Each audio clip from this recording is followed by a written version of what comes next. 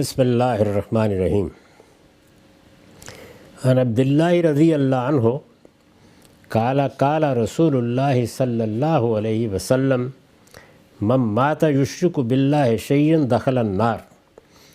عبداللہ بن مسعود رضی اللہ عنہ روایت کرتے ہیں کہ رسول اللہ صلی اللہ علیہ وسلم نے فرمایا، جس شخص کی موت اس حالت میں آئی کہ جانتے بوجھتے اللہ کے شریک ٹھہراتا تھا وہ دوزخ میں داخل ہوگا۔ یہ بخاری کی روایت ہے 1168 رقم۔ اس میں جو بات بیان کی گئی ہے یہ قرآن مجید میں بطور اصول جگہ جگہ بتائی گئی ہے، چنانچہ میں نے لکھا ہے یہ بات قرآن میں بھی اسی صراحت کے ساتھ بیان ہوئی ہے۔ کیا بات؟ یہ بات کہ وہ شخص جو دنیا سے رخصت ہوا اور جب رخصت ہوا تو جانتے بوجھتے شرک کو دین کے طور پر اختیار کیے ہوئے تھا، تو یہ بتا دیا کہ اس کے لیے معافی کا امکان نہیں ہے، وہ جنت میں داخل نہیں ہو سکے گا۔ دو مقامات پر بڑی وضاحت سے قرآن نے یہ بتایا ہے کہ اللہ تعالیٰ شرک سے ادھر شرک سے نیچے ہر گناہ کو اپنے قانون کے مطابق معاف کر دے گا۔ ظاہر ہے کہ گناہوں کی نوعیتیں ہیں، کبیرہ گناہ ہیں وہ گناہ ہیں جو اللہ کے حوالے سے ہوتے ہیں، وہ گناہ بھی ہیں کہ جو بندوں کے حوالے سے ہوتے ہیں، تو ان کے معاف کرنے کے اپنے اپنے قواعد ہیں۔ یعنی کچھ گناہ ہیں جن میں تلافی ضروری ہے، کچھ گناہ ہیں جن کا کفارہ ادا کرنا ضروری ہے، کچھ گناہ وہ ہیں کہ جن میں توبہ ہی کافی ہو جاتی ہے، کچھ میں یہ ضروری ہے کہ جس کے ساتھ معاملہ ہوا ہے، کسی کی حق تلفی ہوئی ہے یا زیادتی ہوئی ہے تو اس کا ازالہ کیا جائے۔ تو ہر گناہ کا اپنا معاملہ ہے، لیکن اللہ تعالیٰ کہتے ہیں کہ ان سب میں معافی کا امکان ہے، گنجائش ہے۔ یغفر ما دون ذالک، یہ قرآن کے الفاظ ہیں۔ لیکن اللہ کے ساتھ جانتے بوجھتے شرک کا ارتکاب کیا جائے، یعنی یہ بات واضح ہو گئی، سمجھ میں آ گئی کہ اللہ کے پیغمبروں نے توحید پر ایمان کا تقاضا کیا ہے، لیکن انسان نے اپنا فیصلہ سنا دیا کہ وہ تو اللہ کے شریک ہی ٹھہرائے گا، اللہ کی شریک ٹھہرائے گا۔ یہ ظاہر بات ہے کہ کوئی ایسی چیز نہیں ہے کہ نفس انسانی کی کسی کمزوری کا ارتکاب ہو گیا، بدکاری ہو گئی، شہوت کا غلبہ ہو گیا اور حدود سے تجاوز ہو گیا، یا انسان نے اپنی کسی مادی ضرورت کے لیے کسی کا حق مار لیا، کسی کے خلاف تعدی کر دی۔ یہاں صورتحال یہ ہے کہ ایک عقیدہ ہے جو انسان نے اختیار کیا اور بڑا بے لذت گناہ ہے، لیکن انسان کے تعصبات بسا اوقات اس کو وہاں لے جاتے ہیں کہ وہ شرک پر مبنی عقائد اختیار کرتا ہے اور اس کے لیے مرنے مارنے کے لیے تیار ہو جاتا ہے۔ تو اس طرح کے لوگوں کو بتا دیا کہ جب جانتے بوجھتے شرک کا ارتکاب کرو گے تو اللہ کے ہاں اس پر معافی نہیں ہے۔ یہ بات قرآن میں بھی اسی صراحت کے ساتھ بیان ہوئی ہے۔ اس کی وجہ یہ ہے کہ شرک خدا پر افتراء ہے، یعنی شرک اصل میں اللہ پر جھوٹ باندھنا ہے۔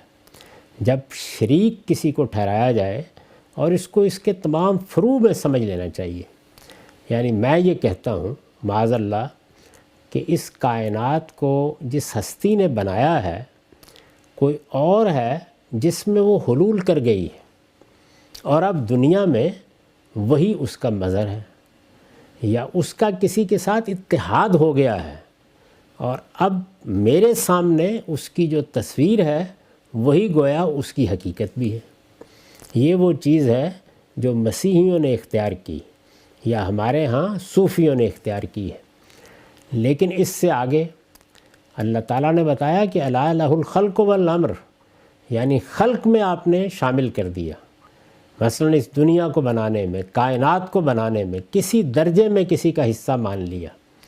دوسری چیز کیا ہے؟ والامر، یعنی کائنات کا نظم چلانے میں کسی درجے میں کسی کو شریک کر لیا۔ تو یہ جتنی صورتیں بھی ہیں اس میں سوال یہ ہے دلیل کیا ہوگی؟ یعنی اگر کوئی کہتا ہے کہ فلاں خدا کا بیٹا ہے، یا مثلا ہمارے ہاں بعض لوگ یہ کہتے ہیں کہ یہ پورا عالم جو آپ کو نظر آ رہا ہے اس کی کوئی حقیقت نہیں، یہ اصل میں ذات خداوندی یا ذات بہت ہی کا کہ تعینات کا نام ہے، یا یوں کہہ لیجئے کہ یہ گویا جسدی ظہور ہے ذات خداوندی کا۔ یا اسی طریقے سے کچھ لوگ اس سے نیچے آ کے کہتے ہیں کہ فلاں کو یہ اختیارات حاصل ہیں، فلاں کو اللہ تعالیٰ نے فلاں معاملات میں یہ ذمہ داری دے رکھی ہے، زمین کا نظم فلاں آدمی چلا رہا ہے، فلاں قسم کے معاملات وہ ہیں کہ جن میں اللہ کے پاس جانے کی ضرورت نہیں، فلاں بندے کو اختیارات حاصل ہیں۔ ایسی سب چیزوں کے لیے اللہ تعالیٰ قرآن میں کہتے ہیں کہ یہ بتاؤ یہ میں نے اختیار دیا ہے کسی کو؟ اگر میری سند ہے تو پیش کرو، اور اگر یہ نہیں ہے تو کس بنیاد پر کہہ رہے ہو؟ یعنی اس میں علمی غلطی لگنے کا تو سوال نہیں۔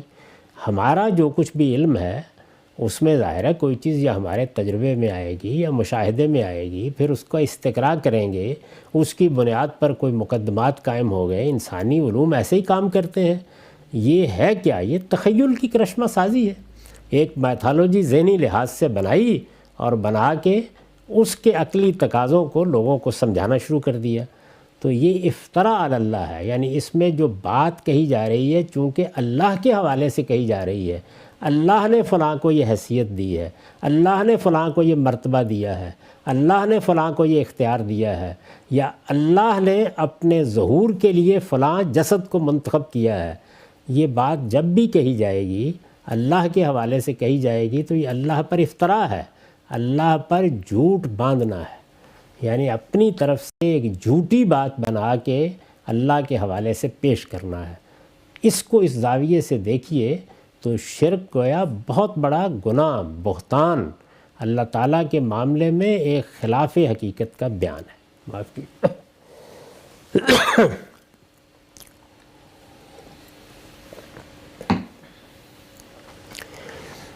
اس کی وجہ یہ ہے کہ شرک خدا پر افتراء ہے، اور اس لحاظ سے سب سے بڑا جرم ہے جس کا ارتکاب کوئی شخص خدا کی زمین پر کر سکتا ہے۔ یعنی ہم بھی بہت سے گناہوں کا ارتکاب کرتے ہیں، لیکن یہ معلوم ہے کہ سیاسی سطح پر سب سے بڑا جرم کیا ہوتا ہے جس پر بالعموم موت کی سزا دی جاتی رہی ہے، اور وہ یہ کہ آدمی اپنی قوم یا اپنے ملک کے خلاف بغاوت کر دے۔ یہ اللہ تعالیٰ کے خلاف بغاوت ہے، اس پر جھوٹ باندھنا ہے۔ اس سے توبہ اور رجوع کے بغیر کوئی شخص اگر دنیا سے رخصت ہو جاتا ہے، اللہ تعالیٰ نے یہ اہتمام کر رکھا ہے کہ انسان کے اندر بھی اپنی ربوبیت اور اپنی توحید کا شعور رکھا ہے۔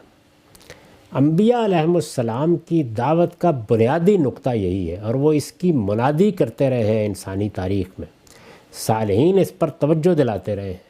اس وقت دنیا میں ایک ہی کتاب ہے جس کے بارے میں یہ کہا جا سکتا ہے کہ وہ بیان ہی جس طرح پیش کی گئی ویسے ہی ہمارے پاس موجود ہے، وہ قرآن ہے۔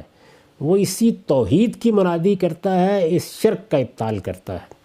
اس سے پہلے جو آسمانی صحیفے ہیں ان میں سے کسی کو اٹھا کر پڑھ لیجئے، تورات کو، انجیل کو، زبور کو، انبیاء کے صحائف کو، سب اس کی گواہی دیتے ہیں۔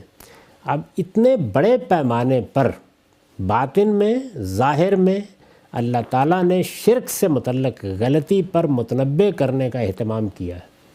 اتنے بڑے پیمانے پر اس اہتمام کے باوجود آدمی توبہ نہیں کرتا، رجوع نہیں کرتا۔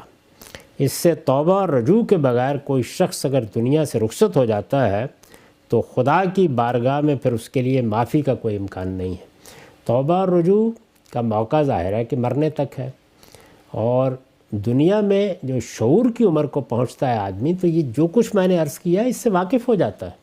کوئی شخص نہیں ہے جو اس سے واقف نہ ہوتا ہو۔